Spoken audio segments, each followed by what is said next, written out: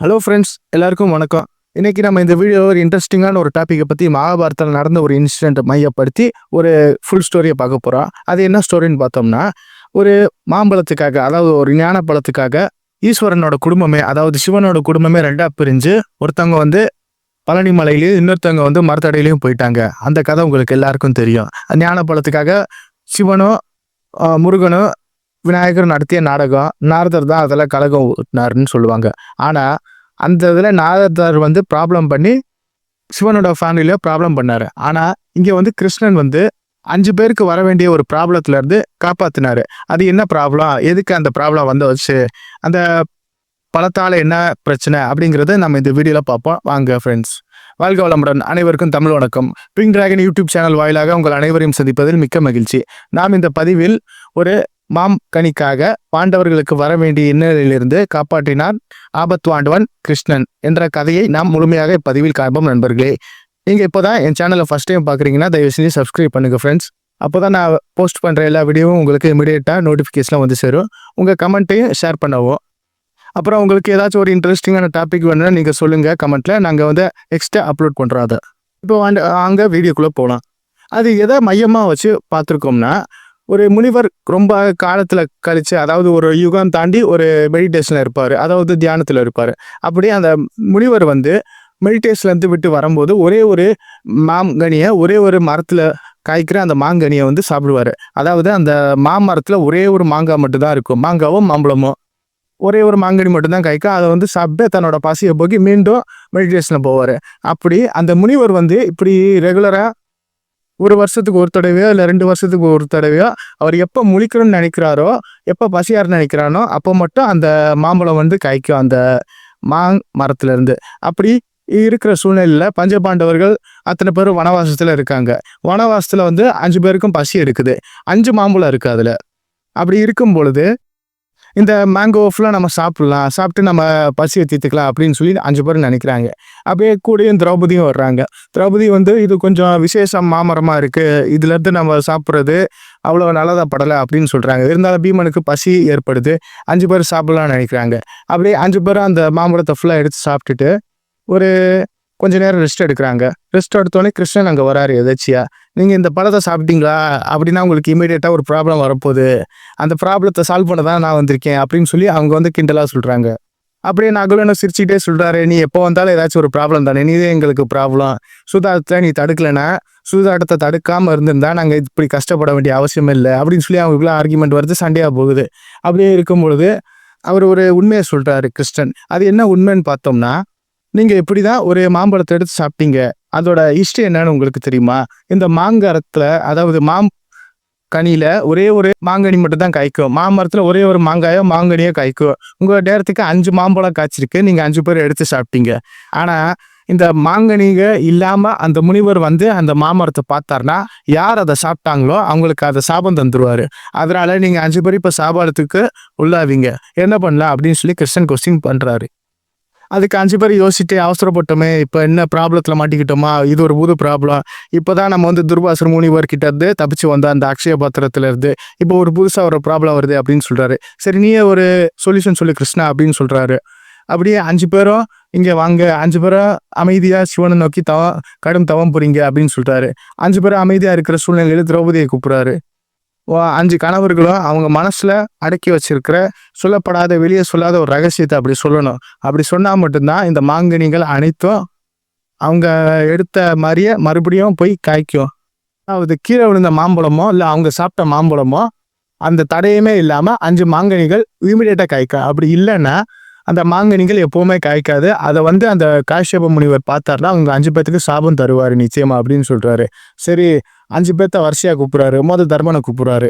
தர்மராஜனான யுதிஷ்டிரரை, நீங்கள் சொல்லுங்கள், உங்கள் மனதில் மறைக்கப்பட்டுள்ள ரகசியம் என்னவென்று. அப்படி நீங்கள் சொன்னால் போதும், உங்கள் மனமானது பரிசுத்தமாகிவிடும். நீங்கள் உண்ட மாங்கனிக்கு நிகரான இன்னொரு மாங்கனி அந்த மரத்தில் காய்க்கும் அப்படின்னு சொல்றாரு. அப்புறம் வந்து கிருஷ்ணன் வந்து எக்ஸ்பிளனேஷன் பாண்டவர்கிட்ட கொடுத்துட்டாங்க. இந்த மாதிரி இந்த மாம்பழத்தை சாப்பிட்டா இந்த பனிஷ்மெண்ட் கிடைக்கும், அந்த முனிவரோட சாபத்துக்கு நீங்கள் 5 பேர் ஆளாகணும்னு சொல்லி. அதுக்கப்புறமா 5 பேரோட ஆசையை 5 பேர் ஒத்துக்கிட்டா மட்டும்தான் இந்த மாம்பழம் மறுபடியும் காய்க்கும், மறுபடியும் பழுக்கும் அப்படின்னு சொல்கிறாங்க கிருஷ்ணன். அதுக்கு 5 பேரும் தயக்கமாக அவங்க மனசில் உள்ள ரகசியத்தை ஃபுல்லாக கிருஷ்ணன் கிட்ட நான் வந்து வெளிப்படையாக ஒத்துக்க மாட்டேன், உங்ககிட்ட வந்து சொல்கிறேன் அப்படின்னு சொல்கிறாங்க. சொல்லும்போது கிருஷ்ணன் என்ன சொல்கிறாருன்னு பார்த்தோம்னா, நீங்கள் வெளியே யார்ட்டையும் ஒத்துக்க வேணாம், என்கிட்ட மட்டும் ரகசியமாக சொல்லுங்கள், ரகசியம் பாதுகாக்கப்படும் அப்படின்னு சொல்லி அசூரன்ஸ் கொடுத்து கிருஷ்ணன் வந்து அவங்களோட 5 பேரோட மறைக்கப்பட்ட ஆசையை கேட்குறாங்க. அந்த 5 பேரோட மறைக்கப்பட்ட ஆசை என்னன்னு பார்த்தோம்னா, ஃபர்ஸ்ட் தர்மன்ட்ட கேட்குறாங்க. தர்மராஜன் யுதிஷ்டிரன் அவர்களே, நீங்கள் வாங்க, உங்களோட ஆசை என்னன்னு சொல்லுங்க, உங்கள் மனசில் உள்ள ரகசியம் அதை சொல்லுங்க, நான் அதை என்னன்னு பார்க்குறேன் அப்படின்னு சொல்கிறாரு. தர்மன் சொல்கிறாரு, நான் வந்து பிறப்பிலே சாத்விகம் குணம் கொண்டவன், அது மட்டும் இல்லாமல் பொய் பேசாதவன், இனிமேலும் எந்த தவறும் செய்ய மாட்டேன் அப்படின்னு சொல்லி அசுரன் பண்ணுறாரு. ஆனால் எனக்கு மனசில் ஒரே ஒரு ஆசை இருக்குது கிருஷ்ணா, அது என்னன்னு பார்த்தோம்னா, இந்த அகண்ட பாரத தேசம் ஃபுல்லாக என் கண்ட்ரோலில் இருக்கணும், அது மட்டும் இல்லாமல் அஸ்தினாபுரத்துக்கு நான் அரியணை ஏறணும், நான் அரியணையில் உட்காந்து ஆட்சி பண்ணணும், நல்லாட்சி கொடுக்கணும். பல நாட்டு மன்னர்கள் வந்து தீய வழியில் செல்றாங்க, தீய பழக்கங்களுக்கு ஆளாயிருக்காங்க, அவங்க கிட்ட இருந்து இந்த நாட்டை பாதுகாக்கணும், ஒட்டுமொத்த பாரதத்தையும் நம்ம வந்து காப்பாற்றணும், அந்த ஆசை மட்டும் தான் என் மனசில் இருக்குது, அதனால நான் வந்து ஃபுல் இந்தியாவுக்கும் நான் ராஜாவாகணும் அப்படின்னு சொல்லி தர்மன் சொல்கிறாரு. நெக்ஸ்ட் பீமன் சொல்கிறாரு, பீமாவோ ஆசையை சொல்லுன்னு சொல்கிறாரு. என்னோட ரகசியம் எதுவும் கிடையாது, நான் ஓப்பனாகவே சொல்லிடுறேன், எனக்கு வந்து துரியோதனன் துச்சாதனன் அவன் கூட இருக்கிற 99 பிரதர்ஸ் ஃபுல்லாக சாகணும், அவங்களுக்கு சாவு என் கையில் மட்டும்தான் வரணும், அவங்களோட சாவு கொடூரமாக இருக்கணும். பீமன் என்ன சொல்கிறான்னு பார்த்தோம்னா, துரியோதனனை தொடையில் அடித்து கொள்ளுவேன், துச்சாதனனை கை காலை துண்டித்து அவனோட செங்குருதியாலே திரௌபதியோட கேசத்தில் தடவுனாதான் என் சபதம் நிறைவேறும் அப்படின்னு சொல்கிறாரு பீமன். அப்புறம் அர்ஜுனனோட ஆசையை சொல்கிறாரு. அர்ஜுனன் வெளிப்படையாகவே சொல்லிடுறாரு, நான் அவரோட ஆசை என்னன்னு பார்த்தோம்னா, அர்ஜுனன் வந்து நான் தான் உலகத்திலே தலை சிறந்த வில்வீரனாக இருக்கணும், என்னை மிஞ்ச இன்னொருத்தன் இருக்கக்கூடாது, அப்படி இருந்தால் அவனை நான் எப்படியும் நான் வதம் பண்ணிடுவேன், சூழ்ச்சியாலும் சரி என்னோட வெற்றியாலும் சரின்னு சொல்கிறாரு. சூழ்ச்சின்னு ஏன் இங்கே சொல்கிறாருன்னு பார்த்தோம்னா, ஏற்கனவே ஏகலைவன்கிற ஒரு மாணவன் துரோணாச்சாரியார்னால சூழ்ச்சி செய்யப்பட்டாருங்கிற ஒரு அவச்சொல் வந்து அர்ஜுனன் மேலே இருக்குது, அந்த பழி இன்னும் வரையும் மாறல. அதனால் நான் நேர்மையாக வின் பண்ணாலும் சரி, நான் எப்படி தான் வின் பண்ணாலும் சரி, என்னை சூழ்ச்சிக்காரன் தான் இந்த உலகம் சொல்லு, அதை பற்றி நான் கவலைப்பட கிடையாது. ஆனால் வில்வித்தையில் ஒருவன் அப்படிங்கிற ஒரு விஷயம் இருந்தால் அது அர்ஜுனன்கிற என் பேரை மட்டும் தான் உச்சரிக்கணும். இந்திரனோட மகனான அர்ஜுனன், பாண்டவர்கள் 3வது சகோதரனான அர்ஜுனன் தான் வில்வித்தையில் சிறந்தவன் என்ற பெயர் எனக்கு வரணும், அது மட்டும் தான் என்னோட ஆசை, லட்சியம், கனவு இல்லைன்னு சொல்கிறாரு. அதை தவிர நான் வேறு எதையும் நினைக்கிறது இல்லை கிருஷ்ணா அப்படின்னு சொல்கிறாரு. அப்புறம் நகுலனோட ரகசியம் என்னன்னு கேட்குறாரு. நகுலன் வந்து கொஞ்சம் தயக்கமாக குரலமாக வேணுமா அப்படின்னு சொல்லி யோசனை பண்ணிக்கிட்டு கிருஷ்ணன்ட்ட சொல்கிறாரு. நகுலனோட மனசில் உள்ள ஆசை என்னன்னு பார்த்தோம்னா, ரகசியம் என்னன்னு பார்த்தோம்னா, நம்ம என்னதான் எங்கள் அப்பாவோட பாண்டுக்கு நாங்கள் புதல்வனாக இருந்தாலும் நாங்கள் வந்து அஸ்வினி குமாரனோட வரப்பிரசாதம் தான், நான் அதில் 5வது பையன். அது மட்டும் இல்லாமல் பாண்டவர்களில் தர்மன், பீமன், அர்ஜுனன் 3 பேரும் என்னோட சகோதரர்கள், என்னோட பிரதர்ஸ். ஆனால் அவங்க 3 பேரும் குந்தியனோட பசங்க. ஏன்னா குந்தி தேவி தான் அந்த மந்திரத்தை உச்சரித்து 3 பேரையும் பெற்றாங்கங்கிற ஸ்டோரி இருக்குது. அதே போல் அந்த சேம் மந்திரத்தை வச்சு தான் நானும் என் தம்பியான சகாதேவனும் பிறந்தோம். ஆனால் எங்கள் அம்மாவை மாதிரிக்கு பிறந்தோம், அதனால் மாற்றான் தாய் மகன்கள். அது மட்டும் இல்லாமல் நாங்கள் எப்படியும் இன்னொரு தாயோட பசங்க தானே அப்படிங்கிற கேள்வி, அப்புறம் அதோட சந்தேகம், இவங்க எப்போவுமே என் கூட இருப்பாங்களா இல்லையா அப்படிங்கிற ஒரு சந்தேகம் இந்த 3 பேர்த்துக்கு இருக்கா இல்லையான்னு தெரில, அதை கிளாரிஃபை பண்ணிக்கணும். உண்மையாலவே இந்த 3 பேருக்கும் எங்கள் 2 பேர்த்துக்கு மேலே பாசம் இருக்கா இல்லையாங்கிற டவுட் மட்டும் தான் இருக்குது, வேற ஒன்றும் கிடையாது கிருஷ்ணா அப்படின்னு சொல்கிறாங்க நகுலன். நெக்ஸ்ட் சகாதேவன் சொல்கிறாரு. சகாதேவன் கொஞ்சம் சீக்ரெட்டாகவே சொல்லிடுறாரு. ஏன்னா ஃப்யூச்சரை ப்ரெடிக்ட் பண்ணுற வரம் எனக்கு கிடச்சிருக்கு. அது எப்படி கிடச்சிருக்குன்னா, எங்கள் பாண்டுவோட டெத்துக்கு அப்புறமா அந்த ஒரு அசரீர் மூலமாக எனக்கு அந்த ஃப்யூச்சரை ப்ரெடிக்ட் பண்ணுற பவர் வந்து கிடச்சிருக்கு. அதனால் அந்த அசரீர் என்ன சொல்யூஷன் பார்த்தோம்னா, நீ வந்து உனக்கு ஃப்யூச்சர் ப்ரெடிக்ட் பண்ணுற சக்தி இருக்குது, தப்பி தவறி எக்காரணத்து கொண்டு உன் ஃப்யூச்சரில் என்ன நடக்க போகுதுன்னு உன் கூட இருக்கிறவங்க கிட்டே நீ டிஸ்கஸ் பண்ணால் அடுத்த செகண்டே உன் தலை வெடிச்சிருவான். அதனால் ஃப்யூச்சரில் என்ன நடக்குதுனாலும் சரி, வெளியே இருக்கிற ரகசியத்தையும் உள்ளே இருக்கிற ரகசியத்தையும் வெளியே சொல்லிடாத சகாதேவா அப்படிங்கிற எச்சரிக்கையோடு அந்த வார்த்தை வழங்கினார் அந்த அசரீரி மன்னன் அப்படின்னு சொல்கிறாங்க. அப்புறம் கிருஷ்ணன் எல்லாரோட ரகசியம் கேட்டுக்கிட்டு திரௌபதி கிட்டேயும் அவங்க ரகசியம் கேட்குறாங்க. சொல் திரௌபதி, உன் ரகசியம் என்னவென்று.